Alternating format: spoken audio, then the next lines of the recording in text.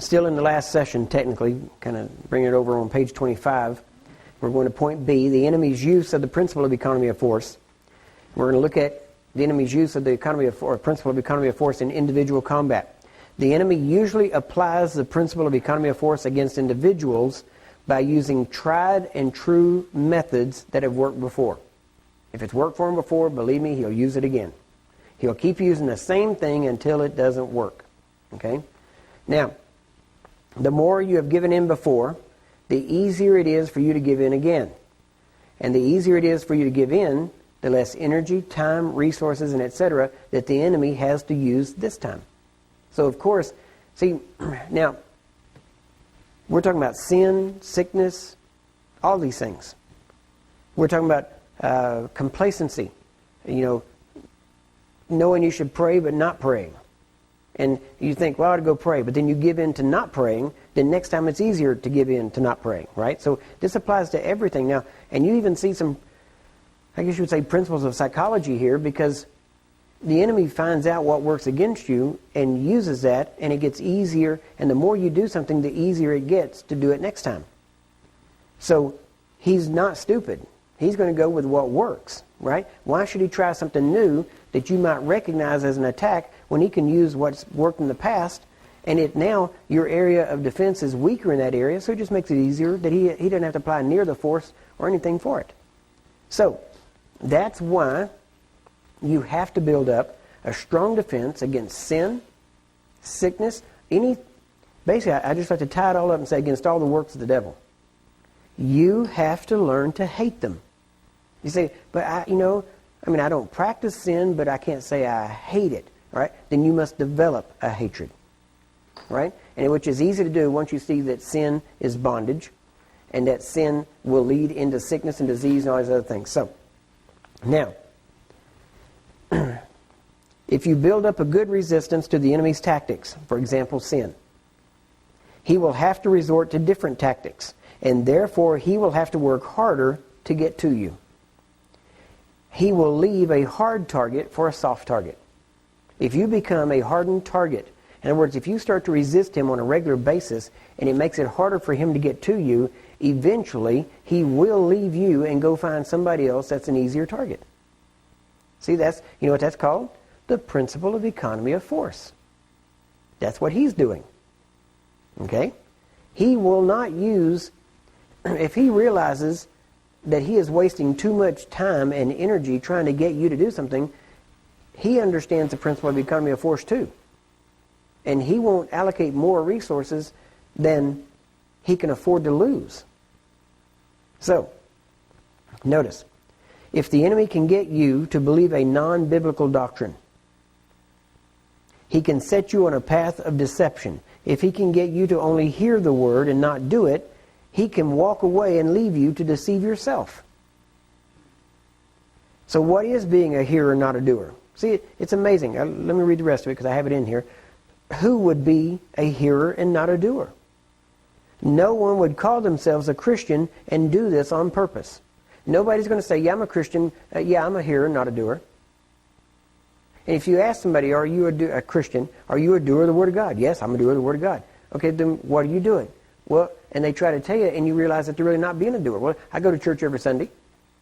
Well, what do you do at church? Well, we hear the Word of God.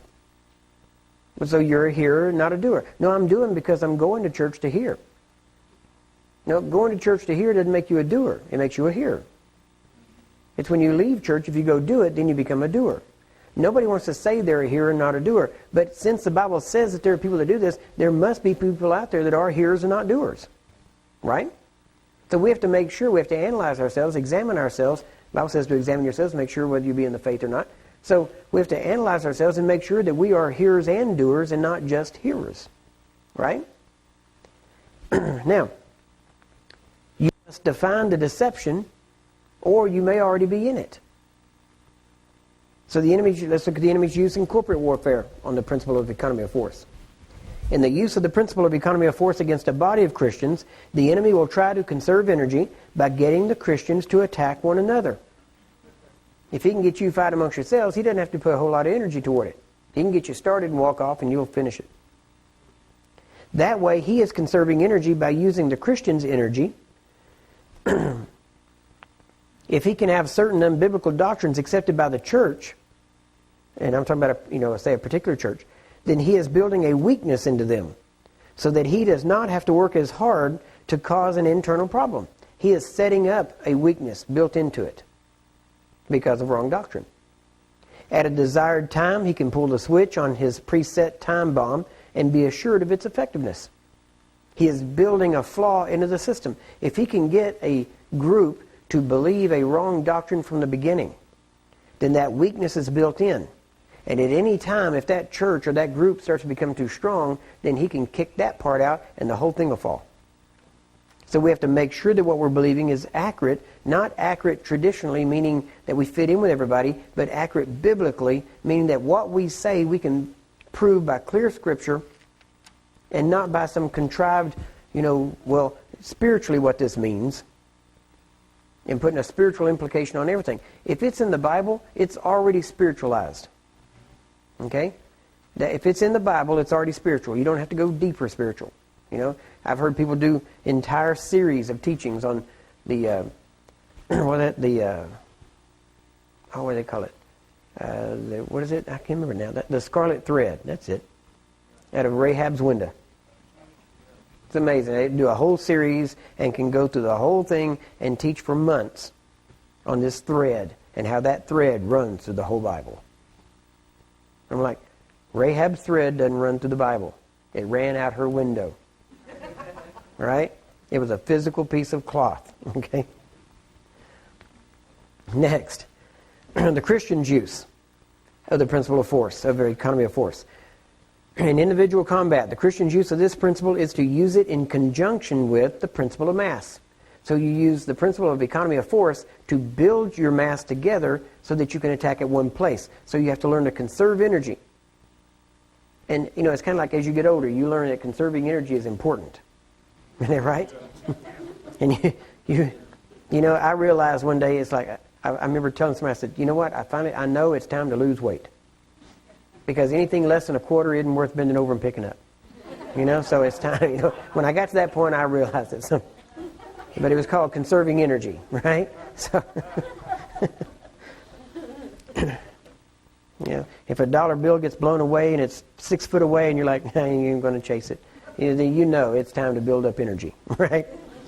So, now, the Christian should direct all necessary resources to get himself into fighting shape. That includes fasting, prayer, confession, witnessing, role training, everything. Once you have achieved a level of combat fitness, you begin to use the principle of economy of force to maintain the level with less energy expenditure. See, it takes more energy to get there. And once you get there, it takes less energy to maintain. Isn't that right? It's always easier to keep the weight off than it is to lose it. Right? If you lose it, it's easier to keep it off than it is to get it back and lose it and get it back, right? So it's easier. What I'm saying here is that it's easier to get into fighting shape, do what you're supposed to do, begin doing the disciplines to being a warrior, which is why I taught you that first. See, I keep emphasizing that. I have to emphasize it, okay? So, because what I'm teaching here is basically, it would be classified as officer training. Okay? Now, there is not an officer in the military that has not been through basic. You go through basic to be a soldier before you learn to be an officer. You have to go through the discipline of basic before you go into the classes that deal with generalship. Right? So it was just right that I do it the way I did it last time. Right? So now you can go back and dig that stuff out instead of that, because now you know you really need it. Okay? As opposed to just letting it sit there on your shelf. So, but once you get to fitness level, then you can maintain it with less energy expenditure. Where you used to have to yell to be effective when you were praying, now you can simply speak, but you have the same force behind it. So, now let's look at corporate warfare. Corporate warfare is the area where most Christians are already using economy of force, just not in a good way. Okay? They're conserving their energy by not participating. Right? So that's not a good way. That's not the kind of economy of force we're talking about. Now, most Christians do not attend prayer meetings. They do not join in outreach. They are unwisely conserving their forces. These are the areas in which they should bring all they have to bear upon the situations at hand. See, we look at outreaches and prayer meetings as extras, for the really spiritual people. And we look at church as the essential or the main thing during the week. The outreaches are the main thing. The prayer meetings, the church services, those are getting you ready for the outreaches. And if you're always in the church services and not going to the outreaches, then you're not even in the game. Right? The game is out there. This is the pep rally. This is the training before the game. But the game is out there. That's where you got to go and you got to show up to fight. And yet most people say, well, I'm not going to go to prayer meeting. That's okay. I'm just going to stay home tonight because, it'll be all right if I miss prayer meeting. Or I'm not going to go at outreach. Come on, I go to church twice a week already. Well, guess what? Outreach isn't church. Right? Outreach is where the church exercises. Church is where the church, the church service is where the church learns, but outreach is where it puts into action what it learns. If you're in here, you're a hearer. You're not a hearer while you're here. Right? And you're not a doer while you're here. You're a hearer while you're here. Let me get it right here. You're not a doer until you do it out there. So you hear here and you do there. So, unless you're there, you're not doing. You're just a hearer. Next. Most Christian or many Christian groups are learning the value of putting the right people in the right position. When they do, they usually achieve economy of force. The right people in the right position can do a job they're good at and one for which they are passionate. And they can do it easier and with less effort than someone trying to fill a role or position for which they are neither qualified nor passionate. Put a passionate person in that area if you can.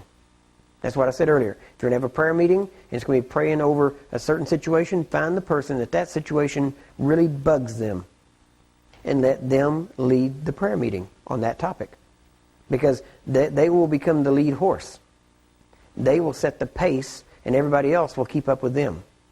But if you have a person who is not passionate about it, first off, honestly, that's usually the reason you don't have many people show up at prayer meeting. Because the person who's not passionate about it is leading it. And when that happens, it dies. Because people go out there, and you have some people that are passionate, and they're trying to follow a person who isn't, and they know they really can't let go because they'll surpass that person, and they'll draw attention to themselves, and then they'll think it won't be good. So you have to find people that are passionate, put them in leadership, let them lead, and if you think, well, they'll run off and leave us. Well, if that's the case, then let them, but at least they'll set a good pace.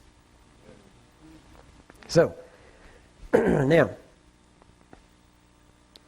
the following force multipliers can work together to synergistically cause a greater result. Now, these are force multipliers. In other words, this is what causes exponential growth and power and a synergistic approach when you can apply these things. So if you have superior knowledge in a certain area, then that's a force multiplier. Whatever level you're operating at, if you gain information in that area, it will exponentially increase the amount of force you can put in that area. Greater skill. Now, a lot of these things may be different people have them. And if you get the different people together, then each one of these will come into play, and the sum total of the group will be greater than the total of each person. And so you should look for people with these things. Superior knowledge, greater skill, optimism. Believe me, that's a good skill. Confidence, we call that faith. High morale, creativity and innovation. The ability to focus and concentrate on key targets and objectives. People that have strategic alliances with other people, with other groups. It's always good to have people like that. You have people that maybe in a prayer meeting that have real close ties with other prayer meetings. And you will start to see how the fire can travel from one group to the other, even though the only contact is a person. And there's a connection between the two. Next, excellent relationships with key people and organizations. Excellent communications among all people involved. Superior leadership at all levels. These are all force multipliers. Now, look at that one real quick, though. Excellent relationships with key people and organizations. It's good to have, let's say you have a person that is I don't know, business person or something, and they're always down at City Hall, and they're always at the city council meetings. You know, they have to be there, or they're interested in governmental things or whatever. Man, get them to the prayer meeting, even if they're not that much into prayer. Get them at the prayer meeting. And while you're there, ask them some questions. What's going on at city council? What happened? What are they looking at? What are they looking at this? And then pray with that. See, you will have insight into areas that you wouldn't have. Otherwise, you're just praying some blanket statement. Lord, bless our government, and Lord, bless them and give them wisdom and guidance. Whenever you can get specific things to hit and target in that prayer meeting. Doesn't mean you're going to say the same thing every week. Next week, it might be something else. They may come in and say, they're trying to, put an abortion clinic in next door here. Well, really, who's trying to do it? Well, they're trying to get it passed by the city council that they can do it. You might not know that because they don't advertise that stuff. But if this person's there and they hear about it, bam, you can hit it while it's still in the planning stages and kill it before it's ever born. Hey, they like abortion, we can abort. Right? Hey, it's a spiritual thing anyway. So, excuse me. All right.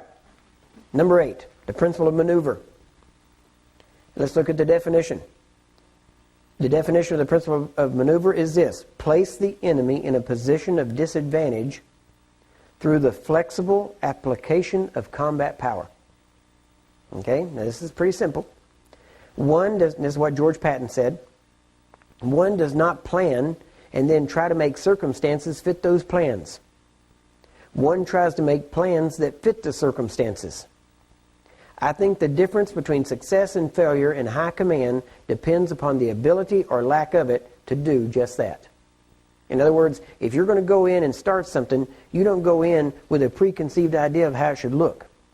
You have to go in, for example, if I was going to go into a small country town, I'm not going to start planning. I'm not going to go there and sit down and plan some stained window cathedral. Right? Because most of the people, that would set them off.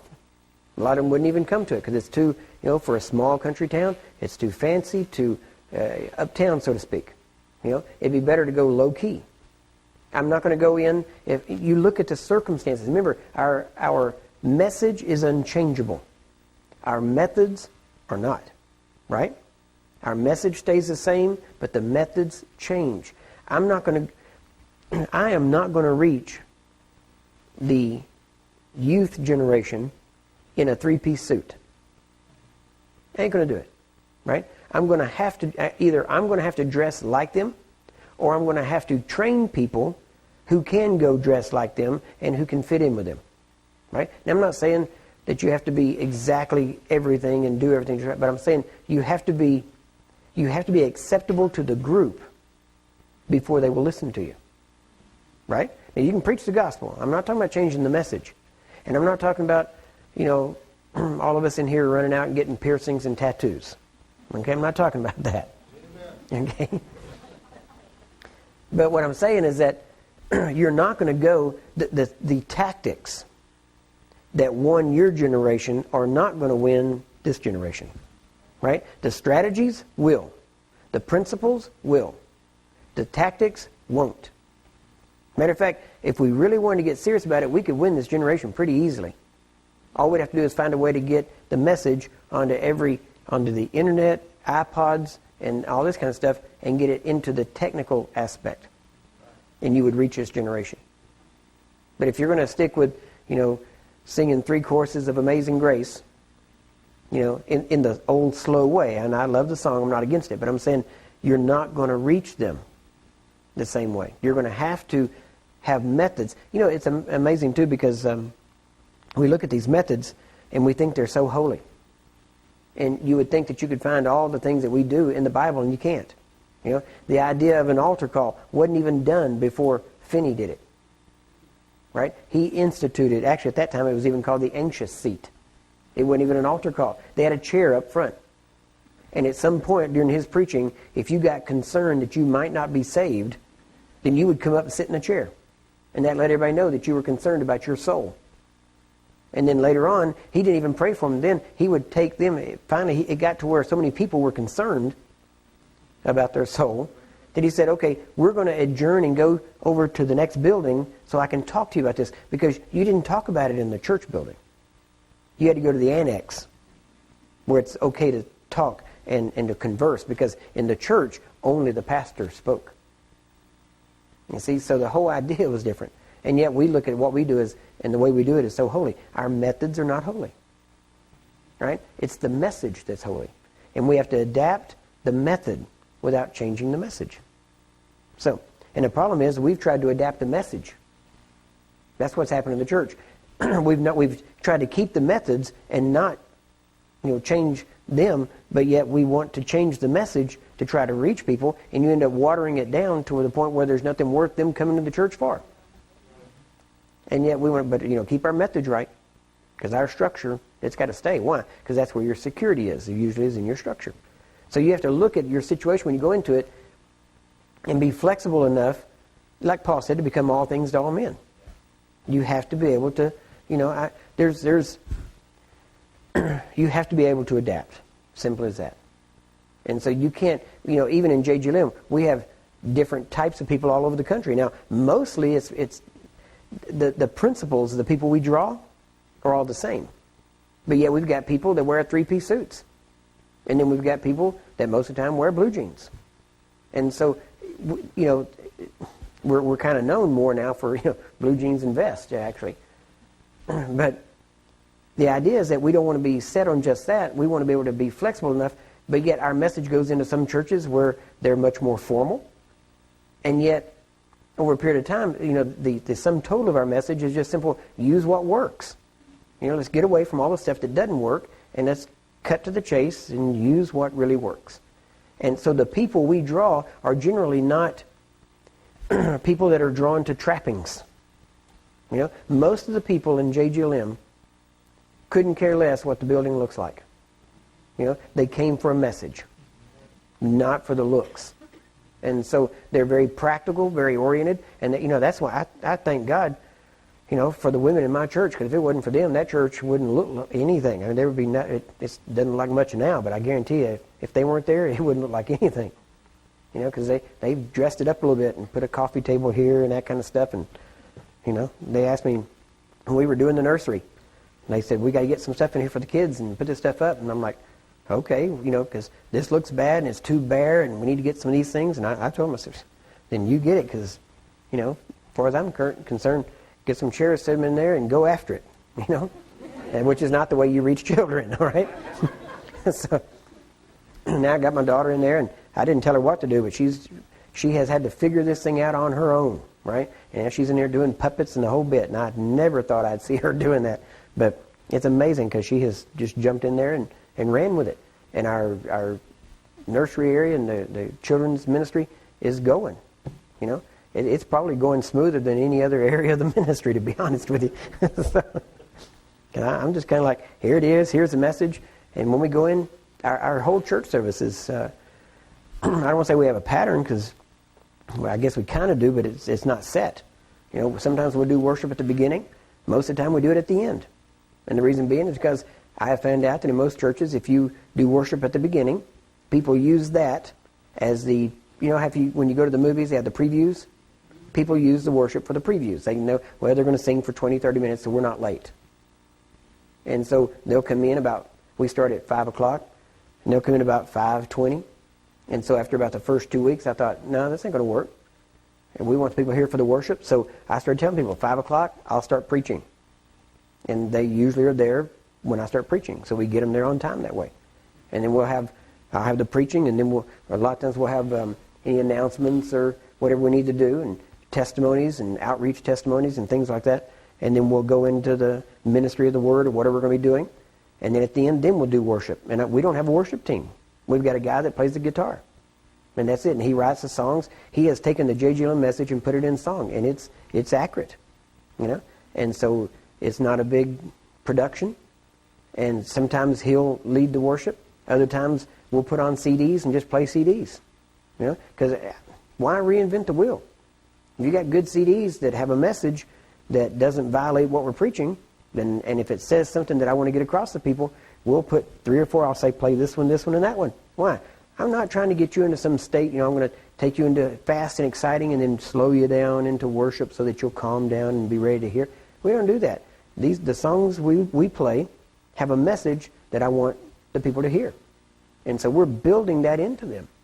And we're not doing anything right, but it's working, right? We're not doing the way they would teach you to do it at Bible school, how you have to lead worship and all that. But it's what we're doing, and it's working. So, you just have to be flexible enough to find what works. But the objective should always be reaching the people, bringing glory to God, and bringing the people to a place where they will expand the kingdom. So that's it. So, most churches do not take into account the current situation. They are determined to continue to do things the way they've been done for the last 50 years, if not more.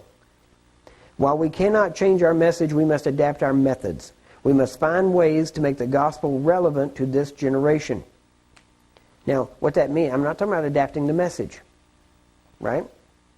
The gospel is relevant to this generation, but you have to find what is relevant to the generation to apply the gospel to, right? Because a lot of the situations that, the generation that most of us grew up in is not the generation that's out there. That's why one of the things that I want to do in the Bible school, at least in a portion of it, is I wanted to teach, when you go into the military, they have a class on what's called doctrines and customs, or traditions and customs. And they teach you the history of the military branch that you're in, and they tell you all the customs. They talk to you about saluting and rank, and they talk to all these different areas of customs and courtesies that you're to show to higher-ranking officers. And what I want to do in the Bible school is, because one of the things I notice in the generation, not just really, it really started with my generation, but the generation that's out today has very little respect. And they don't know how to show respect or politeness or courtesy. And so I think that a minister of the gospel, being polite doesn't make you a minister, but I believe being a minister should make you polite. Simple as that. Now when I'm preaching, I'm straightforward. So I'm not talking about sugarcoating anything. I'm not talking about that kind of politeness. I'm talking about yes sir, no sir, yes ma'am, opening doors for people, holding doors, standing up when ladies walk in, things like that. You say, what does that got to do with the gospel? Nothing. It has to do with character. And you can build, and if you pay attention to that, and you pay attention to those kind of character issues, then those character issues will automatically bleed over into the other issues. And that which is why the military does it. It's why they put you in a uniform, so you'll all be uniform, right? And so they try to build that conformity. Well, that's what we want. Now, so, we must find ways to make the gospel relevant to this generation. To do this, we must give a pure gospel message to the next generation, and then allow them to present that pure message in their own methods. See, that's the hard part for the church. The church is ready to give a message and all, but we want to make sure that they do it exactly the same way we do it. Rather than allowing them to have a pure message. Make sure the message is right and let them adapt it, because they know what will reach their generation. Right? To do this, where are we at? Nope. Yeah. What worked to reach the last generation won't reach the next generation. Tactics change, strategies do not. Methods change, message does not. Human nature is still the same. In past generations, people sat by their radios and listened to long plays, to long plays on the radio, or programs. This generation has an attention span in minutes equal to their age in years. Honestly, that's a proven fact. Every person basically has an attention span that equals their age. All right? That's why children need breaks more often, things like that. But with the advent of television and commercials, we generally have about a 30-second span, right? And if you're doing good. That's why a lot of churches, you see them, they're going to 30-minute services, because people are used to 30-minute programs. They are used to being able to only sit for about 30 minutes, and even then you need commercials about every 6.5 to 7 minutes. And so that's why in a lot of churches, you go around the country, it's amazing what you're seeing in the churches of how they're setting things up. It is becoming like watching television. Matter of fact, in Dallas, there's a church there that we went into one Sunday morning. We don't have a Sunday morning service at this point. but we were down in Dallas. So I saw this huge church packed out. I thought, well, let's go there and just see what they're doing. Hey, know who they are, because you couldn't tell by the name what group they were. So we walk in. It's like walking into a mall. This thing is so big, different classrooms. All I think it was huge. And you walk on down and you see people kind of standing around talking. And so I thought, well, there's a lot of people here, but there's a lot of people standing around just talking. So we walked on through the halls, and there was a little waiting room, a little closed-in area, had a television up, had somebody preaching on television, and people sitting around just kind of talking and fellowshipping, drinking coffee. Had a little coffee shop in one area, had a little bookstore over in another area. And so I walk in, and I thought, well, what time is church service? What does it start? When does it start? Oh, it started about 20 minutes ago. Really? And everybody's just kind of sitting around talking, and I thought, what's everybody doing? So I asked directions. They told me how to get into the sanctuary, and I walked around and opened the door, and they had 2,000 people sitting in there. And they had a screen up, and there wasn't even a preacher.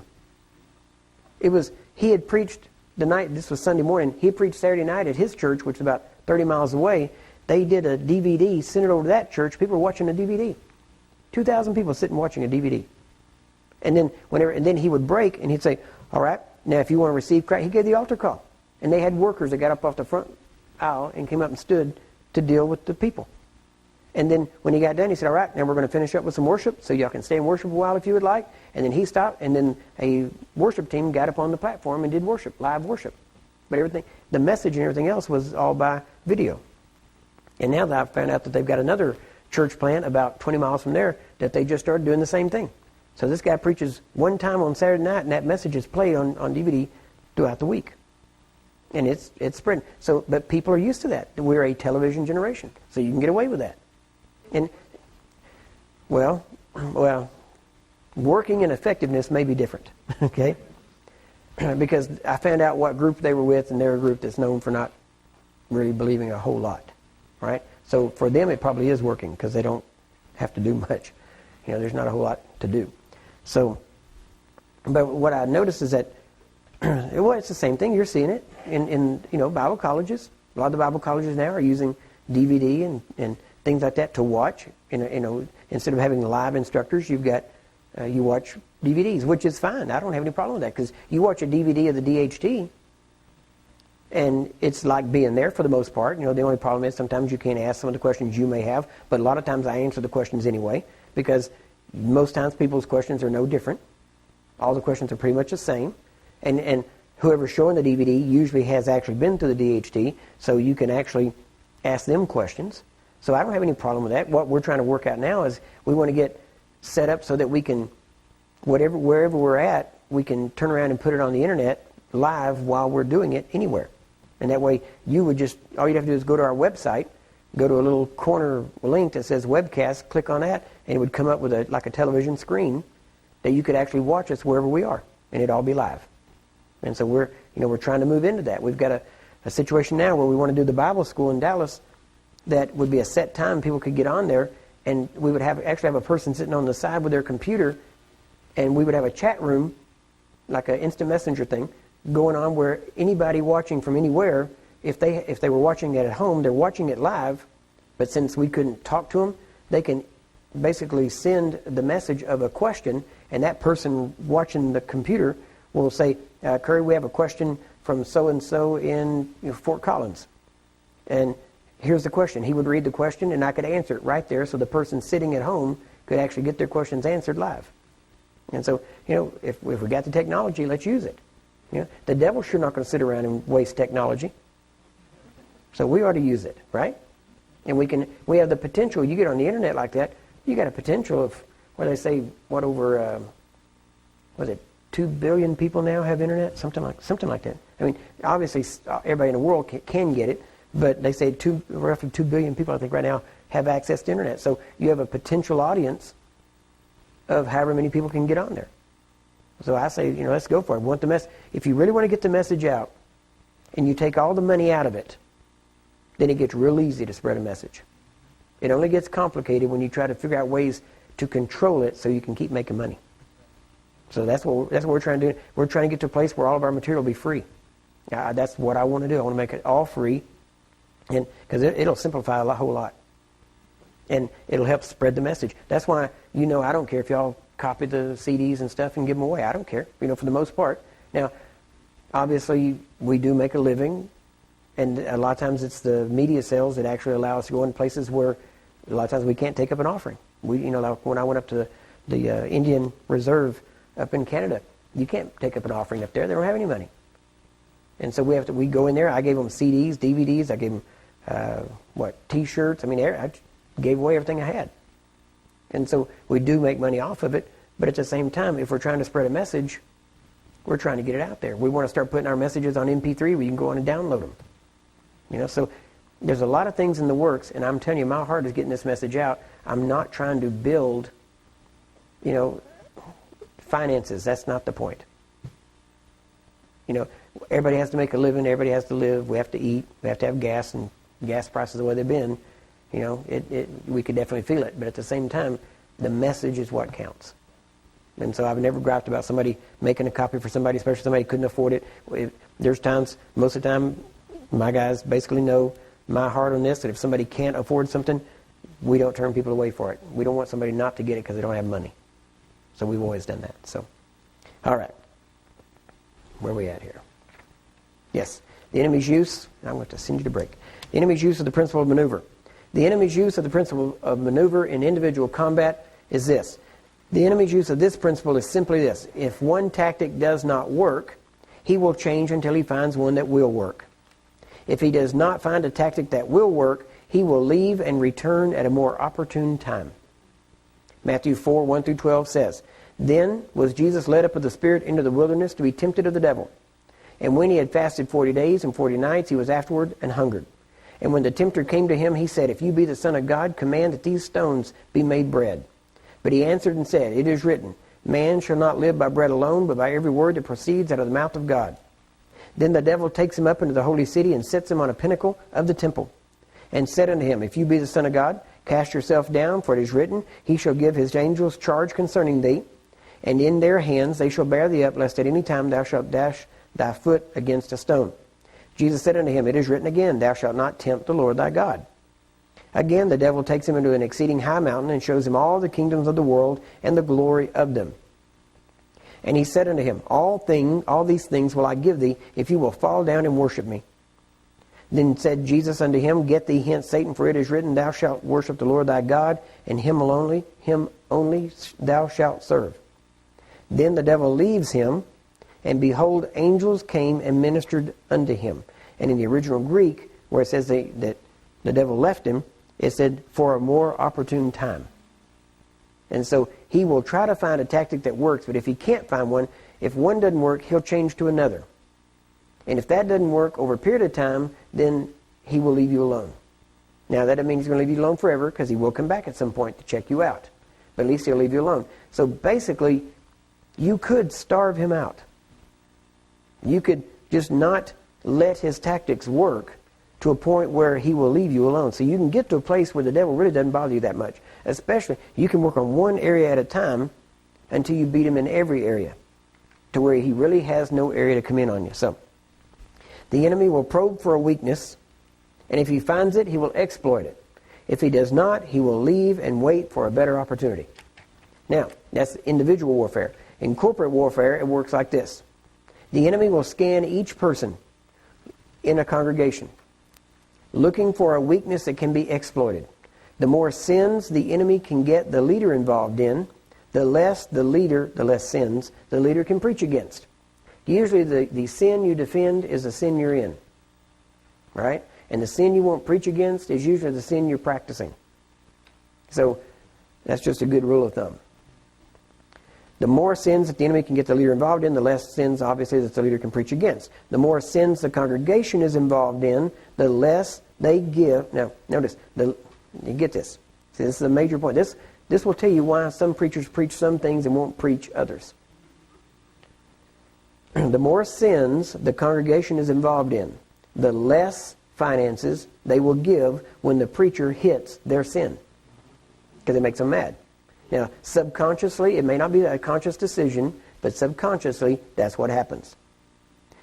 Now, the enemy will move or maneuver from person to person and from time to time throughout the congregation to exploit each weakness when it best suits his purposes. This is adding the principle of economy of force with the principle of maneuver. This is how the enemy uses that against it. He'll go through each one and hit. Now, the Christian's use of the principle of maneuver individually is this.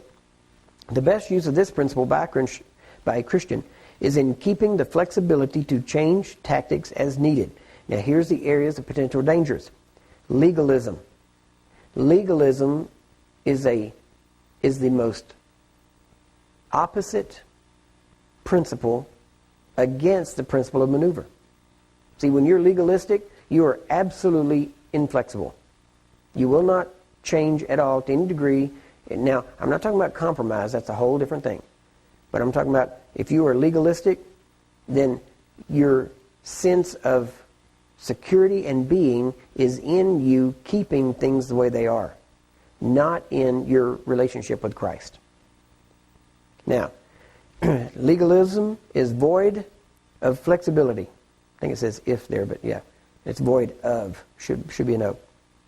Almost always devoted more to a method than to the freedom of the oppressed. And it gives false security.